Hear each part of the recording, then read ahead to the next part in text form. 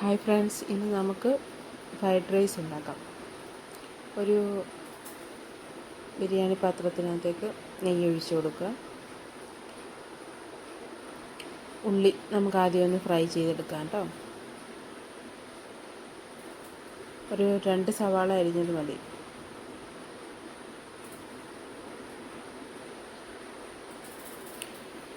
ചെറുതായിട്ട് ഒന്ന് ചുമന്ന് വരുന്നിടത്തൊക്കെ രീതിയിൽ ഫ്രൈ ചെയ്തെടുക്കണം.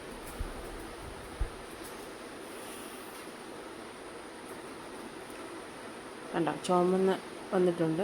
ഇനി നമുക്കത് കോരിയെടുക്കാവേ. ഒരു പ്ലേറ്റിനകത്തോട്ട് കോരിയെടുത്തൊന്ന് നിവർത്തി ഒന്ന് വിരിച്ചിടണം. എന്നിട്ട് അതിനകത്തേക്ക് ഗ്രാമ്പു, കറുവപ്പട്ട, ഏലക്ക എല്ലാം കൂടെ നെയ്ക്കകത്തോട്ടിട്ട് ഒന്ന് ചൂടാക്കണം. എന്നിട്ട് അരി ഞാൻ കഴുകി വെച്ചിട്ടുണ്ട്. നമ്മൾ എത്ര ഗ്ലാസ് അരിയാണോ എടുക്കുന്നത് ആ ഗ്ലാസ്സിന്, ഒരു ഗ്ലാസ് അരിയാണെങ്കിൽ 2 ഗ്ലാസ് വെള്ളം, ഇത്ര മതി. ഒന്ന് ചെറുതായിട്ട് ആ നെയ്ക്കകത്തൊന്ന് ചൂടാക്കി എടുത്തിട്ടുണ്ട്. വെള്ളം ഞാൻ അളന്ന് വെച്ചിട്ടുണ്ടായിരുന്നു, അതൊഴിച്ച് ഒന്ന് കലക്കി കൊടുത്തു. അതിലേക്ക് ആവശ്യത്തിന് ഉപ്പ്,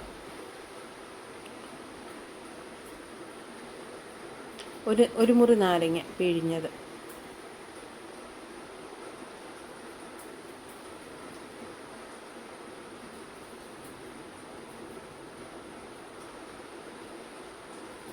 എളുപ്പമാട്ടോ. വീട്ടിലൊക്കെ എല്ലാവർക്കും പെട്ടെന്ന് ഉണ്ടാക്കാൻ എളുപ്പമാണ്. എന്നിട്ട് നമ്മുടെ റൈസ് ആയിട്ടുണ്ട്. ഇടയ്ക്കൊന്ന് തുറന്ന് നോക്കണം കേട്ടോ. അതായത് അടിക്ക് പിടിക്കത്തില്ല എങ്കിലും ജസ്റ്റ് ഒന്ന് ഇടയ്ക്കൊന്ന് ഇളക്കി കൊടുത്തേക്കണം ചെറുതീയിൽ. ഞാൻ അടുത്ത കടായി വെച്ചിട്ടുണ്ട്. കടായിലോട്ട് ചീനിച്ചട്ടിക്കകത്തോട്ട് നെയ്യും അണ്ടിപ്പരിപ്പും വറുത്ത് കോരുവാണ്.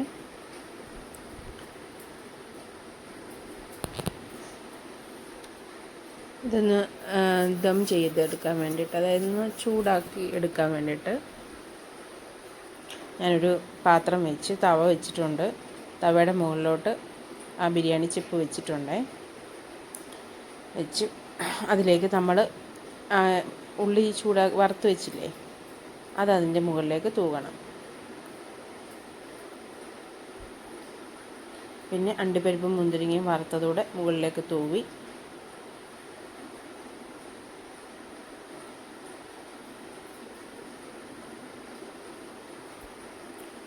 ഇനിയും കുറച്ച് നേരത്തേക്ക് അടച്ച് വെച്ച് ആ തീയൊന്ന് ഇതാവുന്നിടം വരെ.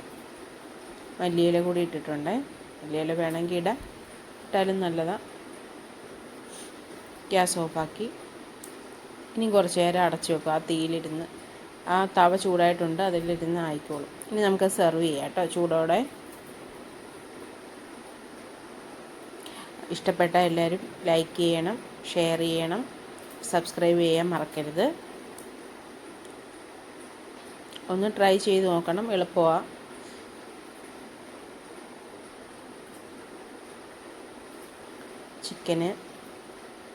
ചിക്കൻ്റെ റെസിപ്പിയൊക്കെ ഞാൻ നേരത്തെ ഇട്ടിട്ടുണ്ടായിരുന്നേ.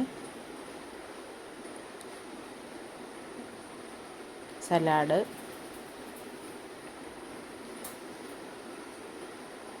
പപ്പടം,